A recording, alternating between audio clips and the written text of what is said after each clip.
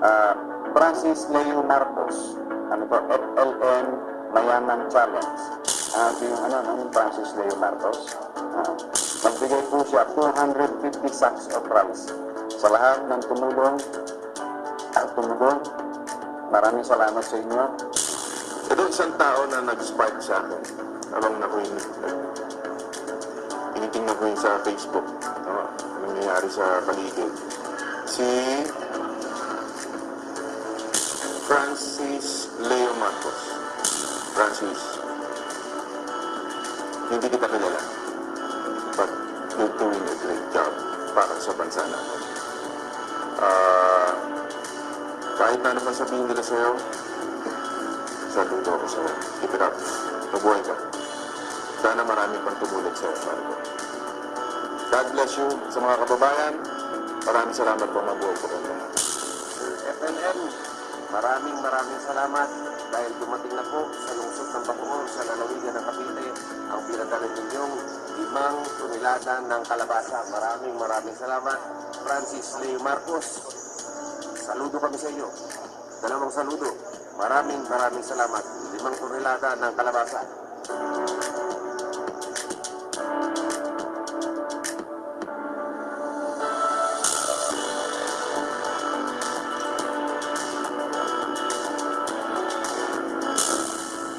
Francis Leo Marcos, maraming salamat. Pangalawa na nga ito kaya pangalawang salamat.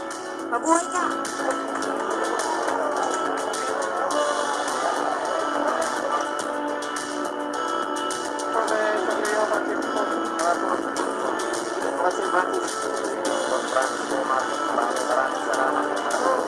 Kay Sir Francis Leo Marcos, maraming salamat po at nagpaulan po kayo ng kalabasa dito sa bayan ng Pateros. Maraming po tao ang natutuwa sa ginawa niyo. At hindi lang yan, bukas meron din silang kapag-deliver na bigas sa Black sa Thursday kaya abangan natin.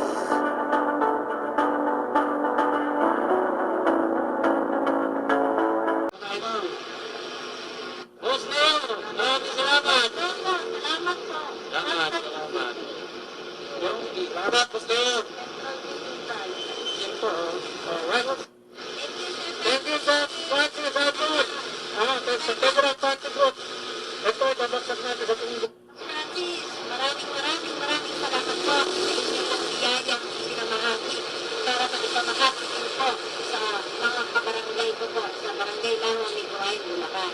Boss, ingat po naman mabuti. God bless. See you soon po. Hope to meet you very soon after the COVID. God bless po. Salamat po sa boss na maintain sa amin sa amin. Para lahat dito sa iba. Salamat po.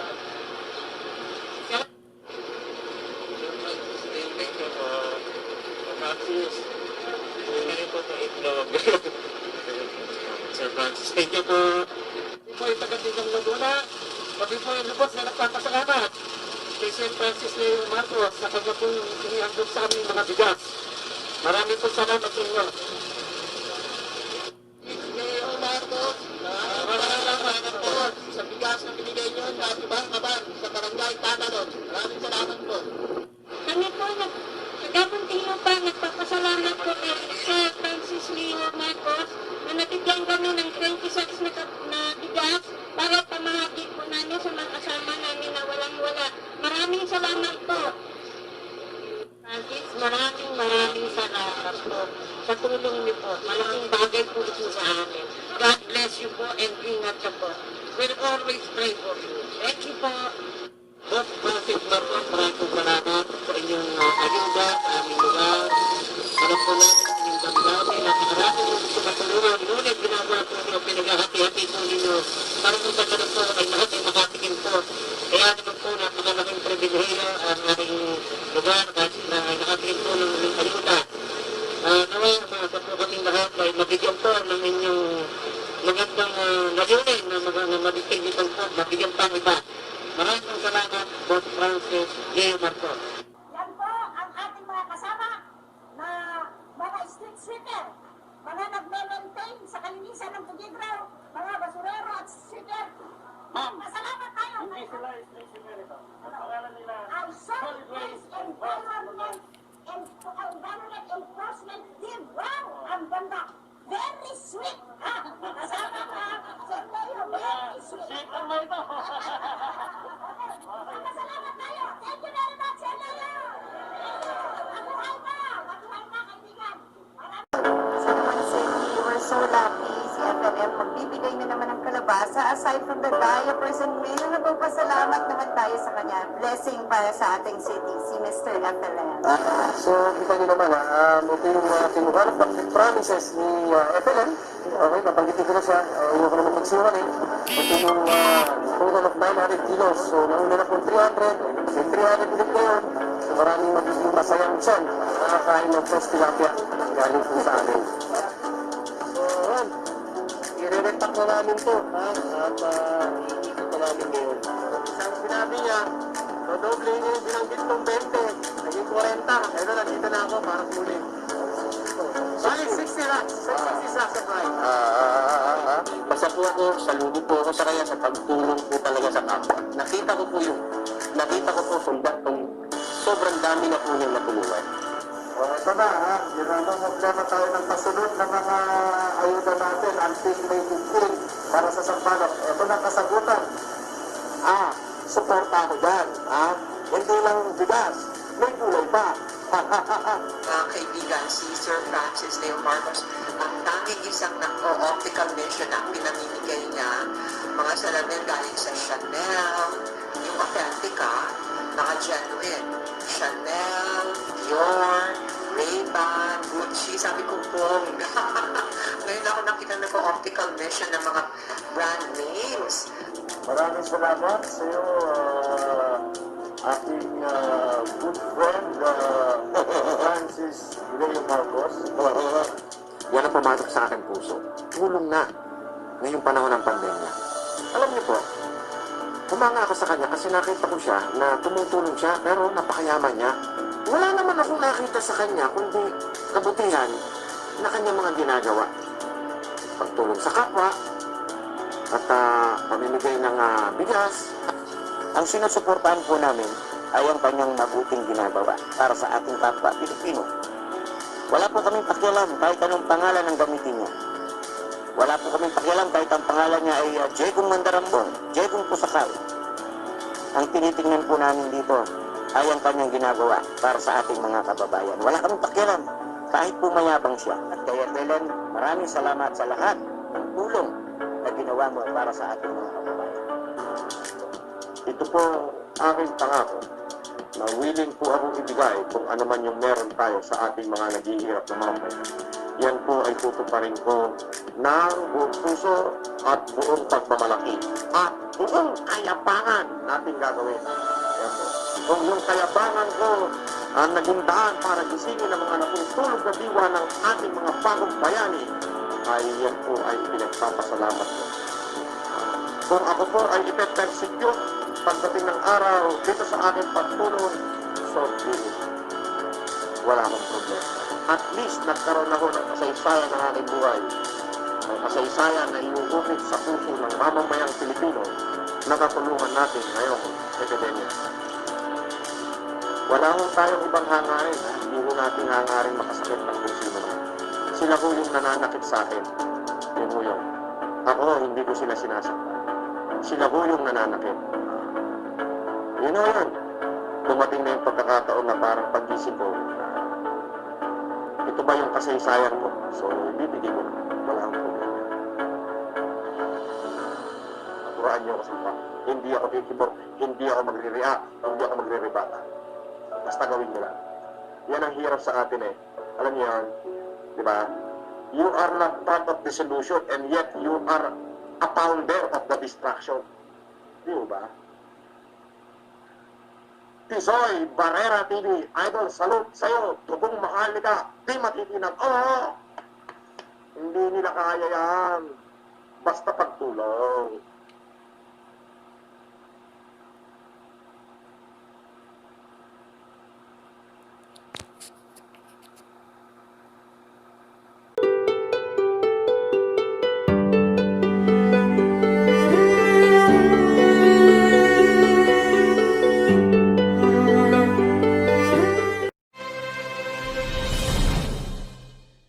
Tayo kasing mga Pilipino, kapag mayroong taong nakatulong sa kapwa, masama ang tingin po natin. Nayayabangan tayo. Pero kapag mayroong mga artista, mayroong mga politiko na nasangkot sa kung anumang iskandalo, naaawa tayo. Aminin man natin at sa hindi, yan ang mentality nating mga Pilipino. Na sana maputol na yan. Na sana pigilan natin yung sarili natin na hilahin na parang talangka. Remember, yung crab. Masarap ang crab, ang alimango. Pero alam mo yung ugali ng alimango? Pag umakyat, yung isa, hihilahin ng isa, hihilahin naman ng isa. Ayaw nating umangat ang kapwa natin, Pilipino. Ang pag-angat naman na hindi po kayamanan. Ang pag-angat naman na hindi po katanyagan. Wala naman po siyang hinangad, kundi ang tumulong. Ngayon, punta tayo dito sa pag-aresto sa kanya ng National Bureau of Investigation. Kalkal naman ng NBI na may iba pang standing warrant of arrest laban sa negosyanteng si Norman Mangusin, aka Francis Leo Marcos. Sa panempo ng DZRH kay Attorney Victor Lorenzo, hepe ng NBI Cybercrime Division, natuklasan nilang may dalawa pang arrest warrant na kinakarap si Mangusin. Sinabi ni Attorney Lorenzo na may kinalaman ito sa qualified human trafficking case noong taong 2006 kung saan ito'y non-bailable at isang paglabag sa violence against women. Diyan po sa Nueva Ecija, binanggit pa ni Lorenzo ang naturang mga kaso matapos na arestuhin ng NBI si Mangusin aka FLM Francis Leo Marcos kalaman sa paglabag sa Republic Act No. 8050 o yung pong optometry law na iniharap po ng mga optometrist sa Baguio City. Sir, may nakita kami na warrant of arrest against his name, yung Norman Mangusin nga, yung qualified human trafficking. Noon pang 2006 yun, may warrant of arrest yun. Tine-check namin at isa-serve din namin sa kanya. Meron din siya, sir, yung sa 926210, yung violence against women, sa Gapan Nueva Ecija naman, sir. Kasi dun siya mga nanirahan sa mga lugar na yun. So, tine-check namin and we're going to serve. Pero in the meantime, sir, ang sinerve namin nga yung sa Baguio City na binerify na standing pa. Ito po'y sariwang-sariwang balita. Tungkol po ito kay Francis Marcos. Eto, sasabihin ko na po. Nahuli na po si Francis Marcos sa Nueva Ecija. Kanina lamang po yung may kasong violation of Republic Act 9262. Violation against women and their children. Narito po ang detalye. Naaresto po kaninang alauna ng hapon, May 21, 2020 sa Barangay Poblacion, San Isidro, Nueva Ecija, ang suspect na si Francis Mana Marcos, 41 anyos. Iwalay sa asawa, isang vendor. Nakatira sa nasabing lugar. Siya po'y inaresto ng mga personnel ng Hain Municipal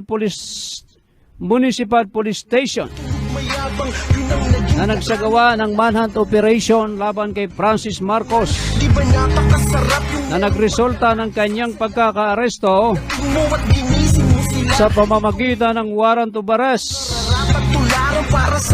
kaugnay sa paglabag or violation of Republic Act 9262. Ang suspect po ay under the custody of Hain Police Station for proper disposition, mga kaibigan.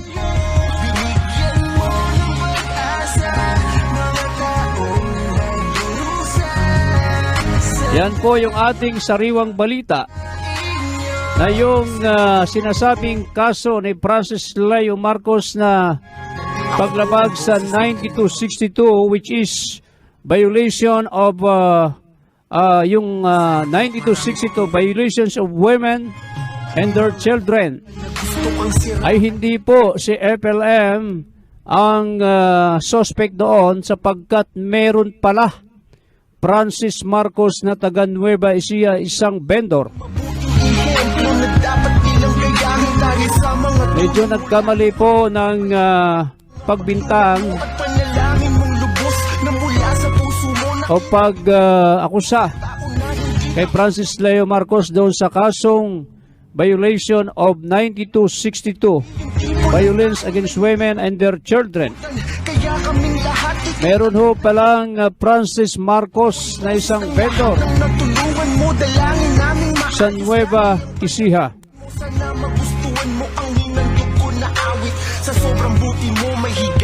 Kaya nga ho doon sa mga fans ni FLM, resolba na po yung kaso na ibinibintang sa kanya, yung violence against women and their children. Meron ho pala siyang kapangalan. Ano ba yan? Meron pala siyang kapangalan.